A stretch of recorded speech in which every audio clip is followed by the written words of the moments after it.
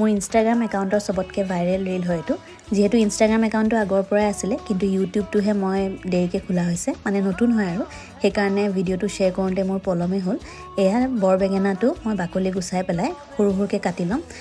মানে পানীত তিয়াই থ'ম যাতে ইয়াৰ বেঙেনাৰ এটা ক'লা কহ ওলায় ন সেইটো ওলাই যাব আৰু এতিয়া এখন কেৰাহীত ইয়াতে তেল দি পেলাই শুকান জলকীয়া দিছোঁ আৰু পিঁয়াজটো অকণমান ভজা যেতিয়া হৈ যাব ইয়াতে হালধি নিমখ জিৰা গুড়ি ধনিয়া গুড়ি দি পেলাই এইখিনি অকণমান সময় ভাজি থাকিম এতিয়া মটৰ কেইটামানো দি দিছোঁ আৰু ইয়াতে মটৰ দিয়াৰ পিছত আৰু একো কৰিবলগীয়া একো নাই বেঙেনাখিনি দি পেলাই কম ষ্টিমত ঢাকোন মাৰি থৈ দিম আৰু বেঙেনাখিনি ভাগি দিব লাগিব যেনেকৈ আমি পিটিকা বনাওঁ ন তেনেকৈ মানে কেৰাহীখনত কম ষ্টিমত থৈ দিলে এইখিনি নিজে নিজে গলি আহিব হেতাখনৰ সহায়েৰে ভাগি দিলেই হ'ল আৰু অকণমান নহৰু থেতাল দি দিছোঁ তেতিয়া খাই বেছি ভাল লাগে আৰু এইখিনি ৰুটিৰ লগত পৰিৱেশন কৰিছিলোঁ ভাতৰ লগতো খাই বিৰাট সোৱাদ লাগে আপোনালোকে পুৰি পৰঠা যিকোনো লগত ট্ৰাই কৰিব পাৰে বহুতেই ভাল লাগে খাই আজিলৈ আহিছোঁ বাই